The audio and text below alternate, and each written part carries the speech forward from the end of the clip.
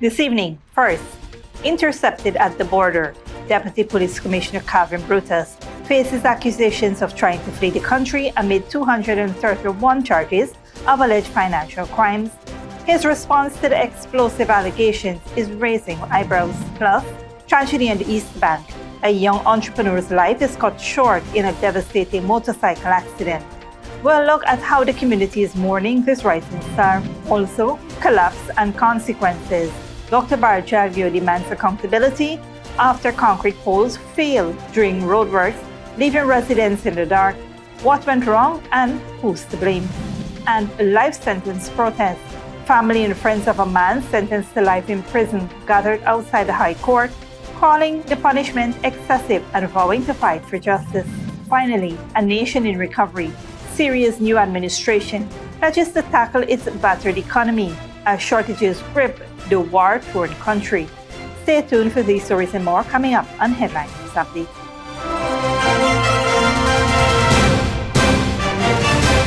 Welcome to this broadcast of Channel 2's Headline News Update for December 20th, 2024. I am Livy Bacchus.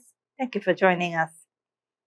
First up, Deputy Commissioner of Police Acting Calvin Brutus was intercepted by law enforcement near the Takatu Bridge in Letem while allegedly attempting to leave Guyana without reporting to immigration authorities on December 16, 2024. Brutus, currently on administrative leave, is under a court order preventing him from leaving the country as he faces 231 charges related to alleged financial crimes. The Ministry of Home Affairs issued a press release stating that Brutus, a passenger in a vehicle with Brazilian registration, was informed he could not exit the jurisdiction. He subsequently returned to Georgetown on the same day. The ministry assured the public that investigations are ongoing and legal actions will follow. However, Brutus has denied any attempt to flee the country, accusing the ministry of spreading misinformation. He claimed his visit to Letem was to see his father for the holidays and that no law prohibits him from domestic travel. He challenged the ministry to provide evidence of his alleged intent to flee and criticized the state's use of resources to monitor him. The ministry assured further investigation into the matter are underway and appropriate responses will be taken in accordance with the law. The charges against Brutus stem from a special organized crime unit, SUCO, investigation launched in July of 2024. Allegations include misappropriation of police welfare fund, fraudulent procurement practices, and unexplained wealth, with assets totaling over $800 million. His accounts have been frozen, and his wife is also implicated in the case.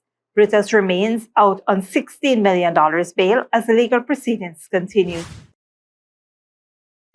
A young entrepreneur tragically died in a motorcycle accident at Bagaston, leaving his family and the community mourning. Malcolm Carter has that tragic story.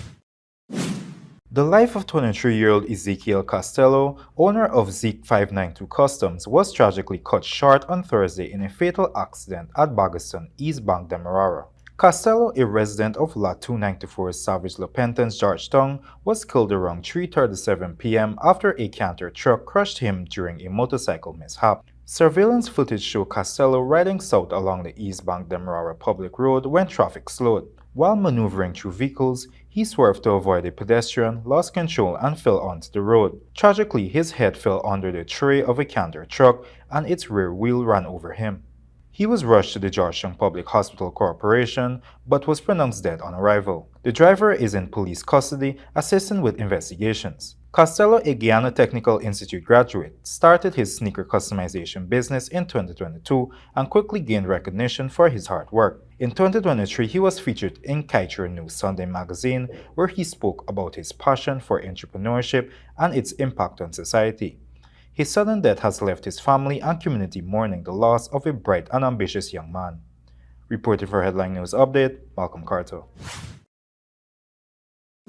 Thanks, Malcolm.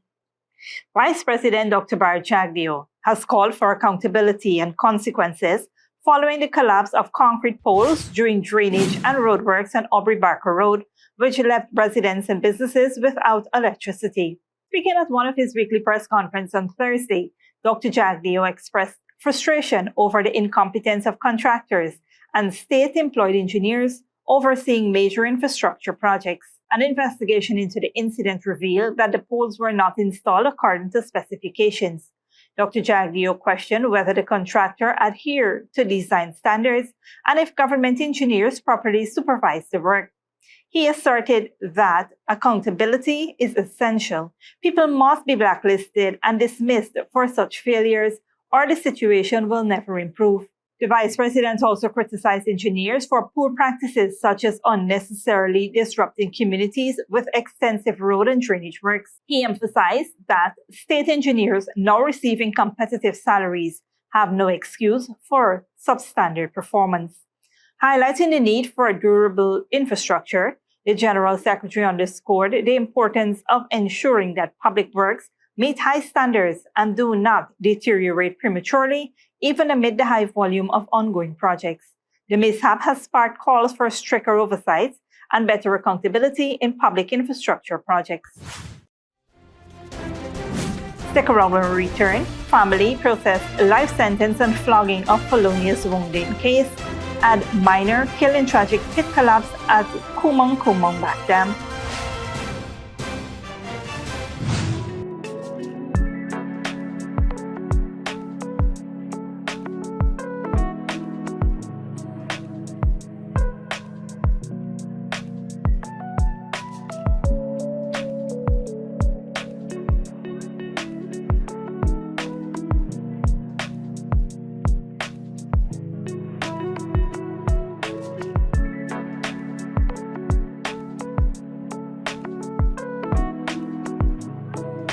It's the most wonderful time of the year, and we've got the most wonderful deals. Get the perfect gift from Digicel. Grab the Samsung A05 for just $17,900, the A25 for $37,900, or treat yourself to the S24 Ultra for only $205,000. And that's not all. Every phone comes with a free 30-day data plan. Don't wait. These holiday savings won't last forever. Visit your nearest Digicel store today. Digicel, the network for everyone, everywhere.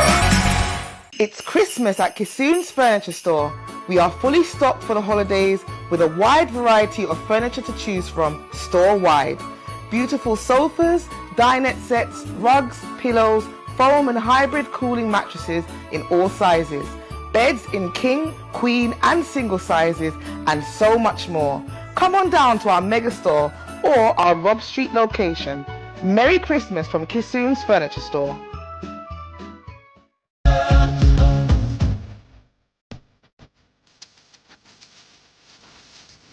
Fabulous 4 Promotions brings to you their 19th annual Snow and Christmas Tree Light Up and Line on December 21st, 2024 at 2497 Ozama Street, North Rhinevolt from 16 hours.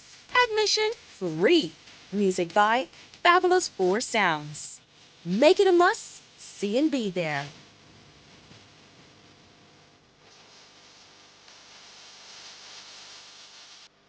Good girl forget things.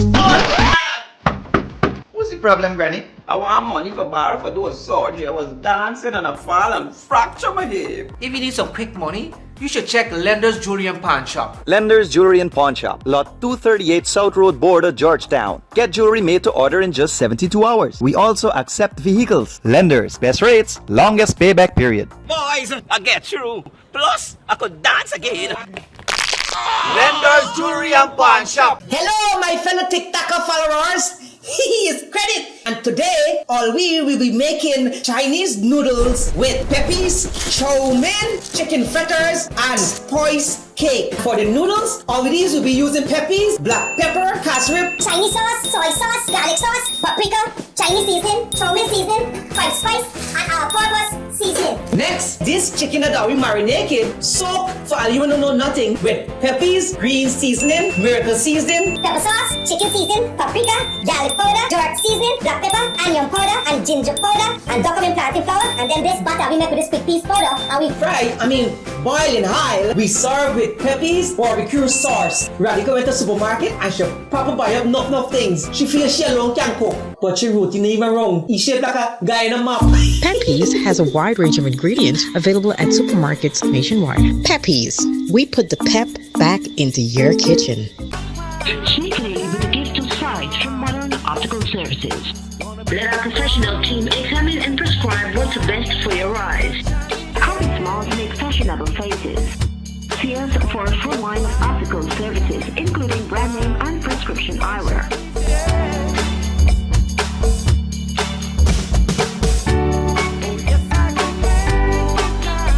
Modern Optical Services, 316 Mill Street, Georgetown. Telephone 226-1082. Welcome back. Police are investigating the death of 53-year-old Oscar King, a miner from Kumang Back Dam, Puruni River, who died on Thursday, December 19th between 4 and 5 p.m. King was employed by Paul Holder, a gold miner from Purika Highway, East Bank Essequibo, who operates a 5-inch land dredging operation at Kumang Back Dam alongside 4 other workers. At the time of the incident, King and his co-workers were working in a mining pit measuring 40 feet wide, 60 feet long, and 8 feet deep. While using a jet to wash the soil, the southern side of the pit collapsed, causing a tree to fall and trap King. He was quickly buried in the mud and unable to move. His co-workers managed to dig him out, but found him unresponsive. Police later transported him to the Puruni Health Post, where he was pronounced dead on arrival. The body is now at the Bartik Regional Hospital awaiting a post-mortem examination.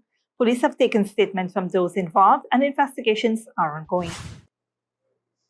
The family of an East Coast Demerara man is protesting his life sentence and corporal punishment for a stabbing conviction stemming from an incident over a decade ago. Malcolm Carter has more details. The family and friends of Ganesh Dan Raj, also known as Django, gathered outside the High Court in Georgetown to protest his recent sentencing on Thursday. The 33-year-old was handed a life imprisonment sentence along with 4 lashes of the whip after being convicted of felonious wounding in connection to a 2014 incident. Dan Raj from Montrose, East Coast Demerara, was found guilty of stabbing Clinton Baburan in the groin outside of a rum shop. The victim required emergency surgery for a life-threatening injury but has since recovered. Initially charged with attempted murder, Dan Raj was convicted of a lesser charge in November. Family members called the penalty excessive and questioned the fairness of the trial, citing missing evidence and all alleged lack of adequate defense. Dan Raj's sister argued that her brother had been bullied and was very unfairly punished for retaliating, while his mother expressed deep sorrow over the sentence. Defense lawyer Adrian Thompson plans to appeal both the life sentence and the corporal punishment, describing the flog as cruel and inhuman. Justice Navendra Singh, who presided over the case, imposed a 30-year base sentence with additional years for aggravating factors. Dan Raj will be eligible for parole after serving 39 years. The family is seeking a retrial, and the defense team is pursuing legal avenues, including filing a constitutional motion against the flogging. The case has drawn attention due to the long delay in proceedings, as the incident occurred nearly a decade ago. Reporter for Headline News Update, Malcolm Carter. Thanks, Malcolm. Police arrested a 23-year-old Venezuelan national, Ulysses Mujanes, after discovering 3 grams of cocaine in his possession during a roadblock operation along the 1-mile Bartica-Pataro Road early this morning. Reports say that around 1:30 a.m., police stopped a motor car, PWW 1175, which was traveling along the road. Officers stopped the vehicle and found the driver, a 47-year-old teacher, and Mujanes, seated in the left rear passenger seat, reportedly acting suspiciously. A search was conducted, and while nothing illegal was found on the driver or in the car, Mujanes' suspicious behavior prompted further investigation. During a personal search, officers found several whitish brick-like substances suspected to be cocaine hidden in the waist of his pants. Mujanes remained silent when informed of the offense. He was taken to the Bartica police station where the substance was weighed in his presence and confirmed to be 3 grams of cocaine. He is currently in police custody and is expected to face charges shortly. Don't go away after the break. Marsha Montano says soccer competition had its time, and Starbucks workers to strike in 3 U.S. cities, threatening nationwide action.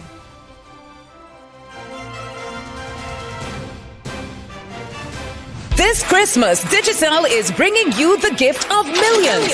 10 lucky customers will become millionaires for Christmas. Top up $1,000 or more for your chance to win $1 million. Turn your Christmas into a celebration of cash and cheer. 2 new millionaires every week. The countdown to Christmas millions is on. Top up $1,000 or more today for your chance to win. Digicel, the network for everyone, everywhere. It's Christmas at Kissoon's Furniture Store.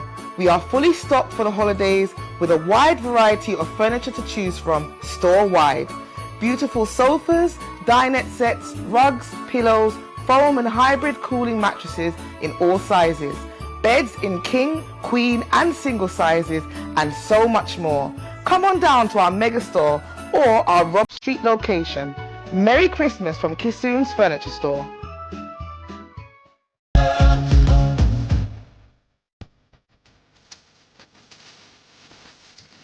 Fabulous 4 Promotions brings to you their 19th annual Snowing Christmas Tree Light Up and Live on December 21st, 2024 at 2497 Ozama Street, North Rhinevold from 16 hours.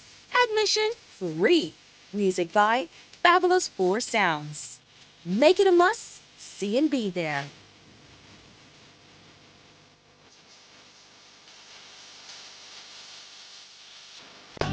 Safely is the site from Modern Optical Services. Let our professional team examine and prescribe what's best for your eyes. Current smiles make fashionable faces. See us for a full line of optical services, including brand name and prescription eyewear.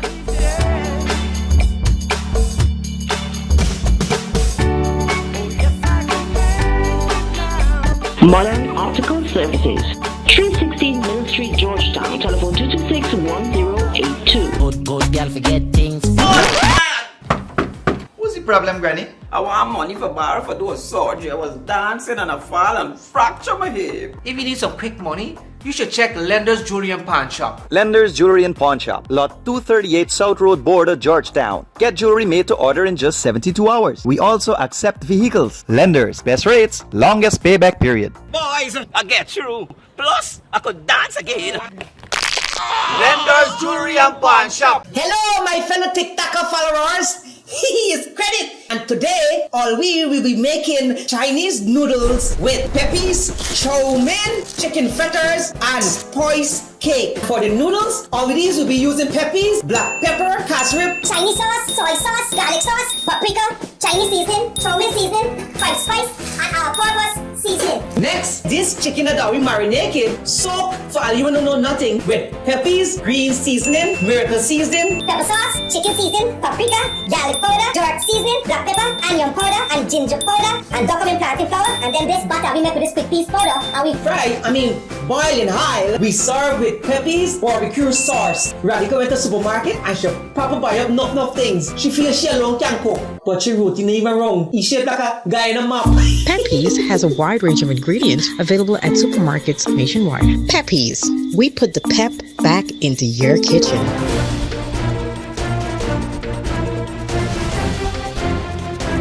Welcome back. Now we take a look at what's happening in the region and around the world. Good evening, I'm Malcolm Carter and welcome to tonight's regional and international news.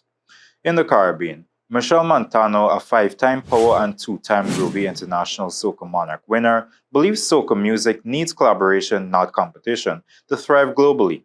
Speaking at the launch of Dwayne Bravo's Pineapple Rhythm, Montano argued that reviving competitions like Soca Monarch isn't the way forward.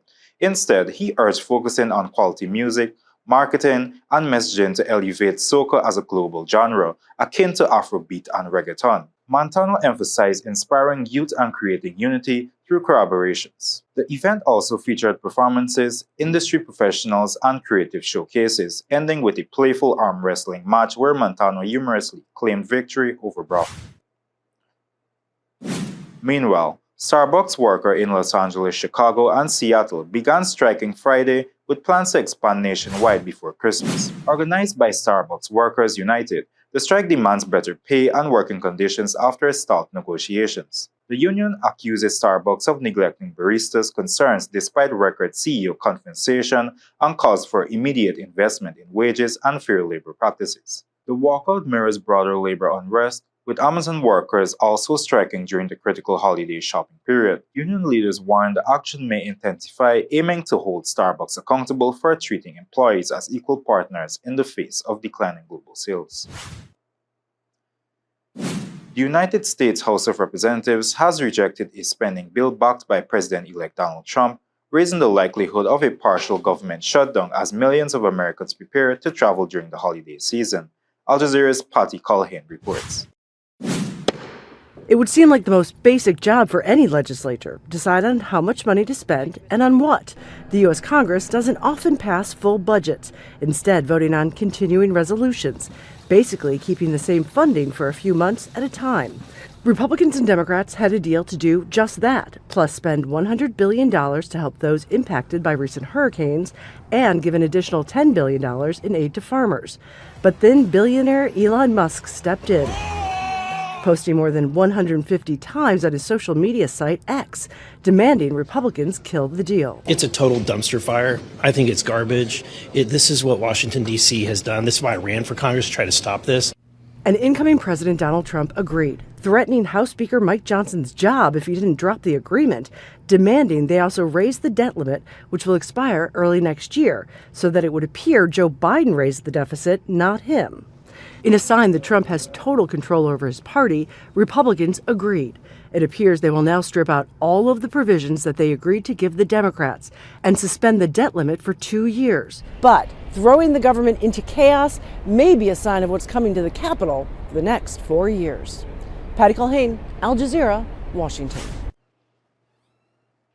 Finally, Syria's new administration has promised to fix an economy battered by years of civil war. Many essential goods are in short supply. Al Jazeera's Mohammed Val reports. The regime of Bashar al-Assad may have gone, but its economic legacy is still here. Good quality bread is hard to come by. So at night a black market emerges, and there's a shortage of cash despite banks reopening this week. Fuel and gas are in short supply too. They are smuggled from Lebanon because locally produced bottles are scarce and have often been tampered with. Yet these people who've been queuing here since dawn say they're willing to give the new leaders the benefit of the doubt. We're happy the previous situation is gone, but we haven't seen much change yet. Yes, we're glad to be liberated, but we need support. We need food and jobs so that we can live. We're willing to be patient up until the conditions get better. Just the beginning that we saw has given us a lot of joy. State subsidies for basic commodities disappeared when Bashar al-Assad's government fell. Bread and other commodities used to be provided in strictly limited quantities through a ration card system. The manager of the Bab Touma bakery says although prices aren't subsidized anymore, there's plenty of bread to buy. Flour suppliers say they are selling less for a good reason. Just this week, the bakery's daily need in flour has decreased by 25%, so our production is down from 1,700 to 1,300 tons. That's because people are feeling more confident and are no longer buying huge amounts of bread to stock. But in reality, Syria is still suffering a crisis in cereals. The country used not only to be self-sufficient in wheat, but even exported it. But the civil war reversed the situation. During the war, shortages pushed cash-strapped Syria to take unusual steps, such as swapping domestically produced wheat for imported wheat. For instance, it would export 1,000 tons of first-grade wheat to Russia or Italy in exchange for 2,000 or 3,000 tons of a lower-quality product. A decade ago, there was no single grain of imported wheat in these silos. Now, it's the opposite. With reports that Russia is suspending its wheat exports to Syria and a long delay in the rainy season this year, the country's new leaders may be faced with a real challenge to feed their people. Mohammed Val, Al Jazeera, Damascus. Thanks, Malcolm. This brings us to the end of the regional and global news coverage. Up next is the 30 weather forecast.